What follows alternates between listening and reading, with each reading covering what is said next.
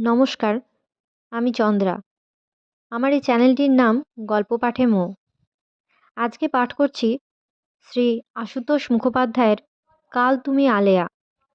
গল্প পাঠ যদি আপনাদের ভালো লেগে থাকে তাহলে চ্যানেলটিকে অবশ্যই লাইক, শেয়ার ও সাবস্ক্রাইব করে পাশে থাকবেন এবং আপনাদের মূল্যবান মতামত কমেন্টের মাধ্যমে জানাবেন। শুরু করছি। আজও একটু জ্বর উঠেছে আবার? থার্মোমিটার লাগিয়েছিলেন বুঝি? আমি একটা ভালো প্রেসক্রিপশন দিতে পারি, ফলো করবেন? থার্মোমিটারটা রাস্তায় ফেলে দিন, তারপর যেমন খুশি সেইভাবে চলুন, যা খুশি তাই খান। অসুখ বলে একটা কথা আছে, তাই ভুলে যান। বিশ্বাস হচ্ছে না? আচ্ছা, যা বললাম করে দেখুন। খারাপ কিছু হলে দায়িত্ব আমার। ডক্টর লাবণ্য সরকার রোগী সম্বন্ধে নিশ্চিত এবং নিশ্চিন্ত। ওষুধটা নিয়ম মতো খাননি কেন? ঠেলে উঠে আসতে চাই? আর সে যদি সে ভাবনা তো আমার, আপনি খাবেন না কেন? দেখি হাত। সাড়া নেই কিছুক্ষণ। হাত দেখার পরে বোধহয় বুক দেখার নীরবতা। ওষুধ তো দেবো, কিন্তু দিয়ে লাভ কি? গোলাপ জল আর লেমন স্কোয়াশ মিশিয়ে তো আর ওষুধ দিতে পারি না। বেল টিপে বেয়ারাকে তলব। একটা ইঞ্জেকশন এনে দেওয়ার নির্দেশ। ওষুধ বদলে দিচ্ছি, আর একটা ইঞ্জেকশন দেব। লাগবে না, ভয় নেই। এই ওষুধটা ওকে দিনে 3বার করে নিয়ম করে খাওয়াবেন। রোগিণীর স্বামীর প্রতি গম্ভীর নির্দেশ। আর দুবেলা খাওয়ার আগে এই টনিক 2 চামচ করে। খিদেও হবে, ওজনও বাড়বে। এবারে অনিয়ম হলে ভয়ানক রাগ করব কিন্তু। দিনের পর দিন এভাবে ভুগলে আমার বদনাম না? রোগিণীর কারণে ডক্টর লাবণ্য সরকারের দুশ্চিন্তা ভরা অভিযোগ। ঘুমায় না? ভালোই তো, অনেক সময় পাচ্ছেন দিব্যি। আমি তো নিজের জন্য ঘুম না হওয়ার ওষুধ খুঁজছি। অনিদ্রা প্রসঙ্গে লঘু বিশ্লেষণ। ঘুম না হওয়ার জন্য তত ক্ষতি হয় না যত হয় ঘুম হলো না সেই চিন্তা করে। সদয় প্রশ্ন। ঘুম হচ্ছে না কেন? খুব ভাবেন বুঝি? আপনার আবার ভাবনা চিন্তা কি? পেট কেমন? খিদে? পিঠে সেই ক্রনিক ব্যথাটা একেবারে গেছে তাহলে? যা ভাবিয়েছিলেন। আচ্ছা, ঘুমের ওষুধও দিচ্ছি, কিন্তু আপনি চেষ্টা না করলে শুধু ওষুধে কিছু হবে না। রোজ সকালে উঠে খোলা বাতাসে বেশ খানিকক্ষণ হাঁটতে হবে। মনোযোগী রোগীর প্রতি ডক্টর লাবণ্য সরকারের মুক্ত বাতাসে প্রাতঃভ্রমণের উপযোগিতা বিশ্লেষণ। আপনি দিন কতক এখন ঘুমান দেখি বেশ করে, সব অবসাদ কেটে যাবে। আপনার শরীর ঘুম চাইছে। প্রেশার দেখেছিলেন শিগগির? আচ্ছা, আমি দেখে দিচ্ছি। ওই বেডে যান। প্রেশার তো লো। কত বয়স? তাহলে তো খুবই লো। তা বলে ভাববেন না যেন। এই একটা রোগই সব রোগী পছন্দ করেন। ওষুধ যাই দিই, আসল চিকিৎসা খাওয়া আর ঘুমানো। ওষুধ আর ইঞ্জেকশনের উল্লেখ সহ ডক্টর লাবণ্য সরকারের রসনা উস্কানো খাদ্য তালিকা বিস্তার। কী খবর? যেতে হবে? এক্ষুনি যাব কি করে? কাল সকালে যাব ক্ষণ। তাহলে তো মুশকিল। আচ্ছা, রাত 9টার পরে যাব। কিন্তু এরই মধ্যে এত ছটফট করার মতো কি হলো? এই তো কাল দেখে এলাম। ব্লাড প্রেশার বেড়েছে মনে হচ্ছে। কার মনে হচ্ছে? আপনার না আপনার স্ত্রীর? ডাক্তার না দেখলে উনি সুস্থ হবেন না যখন যাব। কিন্তু এই যন্ত্রটার অস্তিত্ব আপনার স্ত্রীর মাথা থেকে না তাড়ালে রোগ ছাড়বে না। ওটাই ওকে পেয়ে বসেছে। সিস্টোলিক 10-20 উঠতে বসতে কমে বাড়ে। ওটা গোটাগুটি মানসিক ব্যাপার। আপনার বা আপনার স্ত্রীর মতো অত যারা লেখাপড়া জানে না তারা ব্লাড প্রেশারও জানে না। রক্তচাপ প্রসঙ্গে ডক্টর লাবণ্য সরকারের মন্তব্য। ক্যাশ কাউন্টারের ওধারে ডাক্তারের চেম্বার পার্টিশনের ঠিক পেছনটিতে ধীরাপদ টেবিল চেয়ার। কান পাতলে ভেতরের প্রতিটি কথা কানে আসে। ধীরাপদ কান পেতে শোনে। শুধু তাই নয়, এই একজনের চিকিৎসা পর্ব শোনার প্রতীক্ষায় বসে থাকে রোজই। বিকেল 6টার পরে 2-3 ঘন্টা কোথা দিয়ে কেটে যায় টেরও পায় না। যে লাবণ্য সরকার কর্মচারীদের কাছে এমন, সেই আবার নিজের পেশার ক্ষেত্রে কেমন, নিজের কানে না শুনলে ধীরাপদ ভাবতেও পারত না। এমন চিকিৎসকের পসার হবে না তো কার হবে? আর যে কটি চিকিৎসক আসেন তারা শুধু চিকিৎসাই করেন। তাদের ওষুধের মতো নিরস তারা। কিন্তু ডক্টরিং ইজ অ্যান আর্ট। চিকিৎসা কলাও বটে। পেশার ক্ষেত্রে এই কলা লাবণ্য সরকার ভালো মতো রপ্ত করেছেন। অবশ্য এর পিছনে প্রকৃতিগত আনুকূল্য আছে কিছু। আছে যখন তার ফলও আছে। প্রকৃতির বশ নয় কোন মানুষ?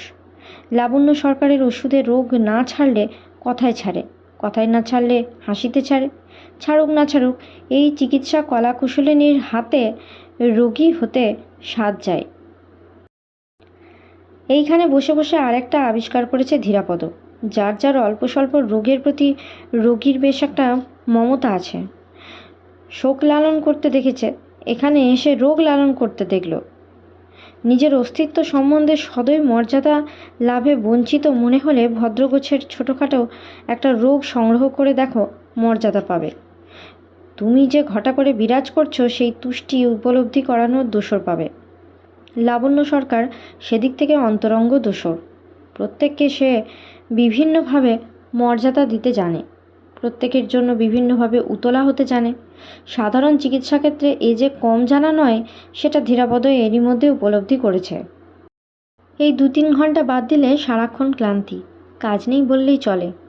অলস সময় যাপনে অনভ্যস্ত হয় ধীরাপদ, কিন্তু ছকে বাঁধা কর্মচঞ্চলতার মধ্যে এমন নিষ্ক্রিয় আলস্যের বোঝা আর কখনো টানেনি।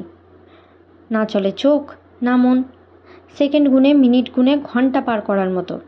এখন যাও করছে, প্রথম 2 দিন তাও জোটেনি। কাউন্টারে দাঁড়ানো ছাড়া আর কি করা যেতে পারে সে সম্পর্কে যিনি হদিশ দিতে পারতেন তিনি বিমুখ। পুরো 7 ঘন্টার মধ্যে ম্যানেজার 7 বারও ওর দিকে তাকান কিনা সন্দেহ। দুপুরে নিরিবিলিতে এই রমেন হালদারই শুধু কাছে আসে, কিন্তু বিস্ময়ে নিজেই ফাটো ফাটো। সে আর কাজের হদিশ কী দেবে? দাদা, আপনি যে সাংঘাতিক লোক দেখি, এমনিতে কিচ্ছুরই বোঝা যায় না। কেন, কি হলো আবার? কি হলো? রমেন হালদারের বিস্ময়ে উপচে ওঠার দাখিল। ম্যানেজার কুপোকাত, টেলিফোনে বড় সাহেবের তলব, তারপর চেম্বার থেকে কাল আপনি বেরিয়ে যাবার পর মিস সরকারেরও দেখি পিসিমা পিসিমা মুখ। বলুন না দাদা, শুনবো বলে সেই থেকে হাঁসফাঁস করছি আমি।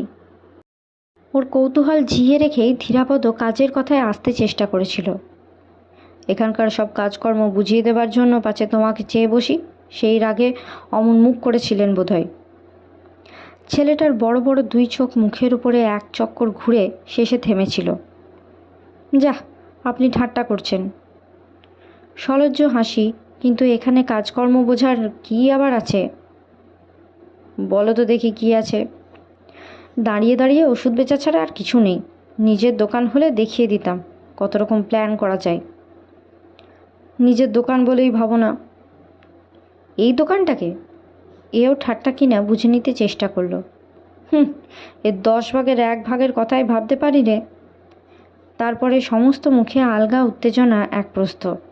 বড় আলো যেমন ছোট আলো ঢেকে দেয়, তেমনি একটা বড় আগ্রহের ছটায় রমেনের ছোট কৌতূহল চাপা পড়ে গিয়েছিল। একটা দোকান করবেন দাদা? আজ থেকে ভাবলে একদিন না একদিন ঠিক হবে। আসুন না, আমাতে আপনাতে ভাবি। ওর নিজস্ব একটা দোকানের আকাঙ্ক্ষার কথা ধীরাপদ আগেই শুনেছিল। মাত্র এই কটা দিনের পরিচয়ে তাকেই সেই আকাঙ্ক্ষার দোসর করে নেবার চেষ্টা দেখে হাসি পেয়েছে। ভাবা যাবে, কিন্তু এখন আপাতত। এখনই কে বলেছে? এখন টাকাই বা কোথায়? কিন্তু এখন থেকে একটা প্ল্যান তো মাথায় থাকা দরকার। আপনাতে আমাতে ভাবলে দোকান হবেই একদিন। আপনাকে প্রথম দিন দেখেই আমার অন্যরকম মনে হয়েছে। আপনি ঠিক এখানকার সকলের মতো চাকরি সর্বস্ব ধরনের নয়। প্রশংসার জাল ছাড়িয়ে ধীরাপদর নিজের সমস্যায় পৌঁছাবার অবকাশ মেলেনি। ম্যানেজারের পদার্পণের সঙ্গে সঙ্গে রমেন মুখের আশার আলো এক ফুঁয়ে নিভিয়ে দিয়ে কাউন্টারের ওধারে গিয়ে দাঁড়িয়েছে। যা হোক, কিছু কাজের হদিশ শেষে লাবণ্য সরকারই দিয়েছে ধীরাপদকে। দিন 2 একটা লোককে এমন গো বেচারার মতো বসে থাকতে দেখে নিজেই আবার ডেকেছিল। ডেলি সেলস রিপোর্ট স্টাডি করতে বলেছে।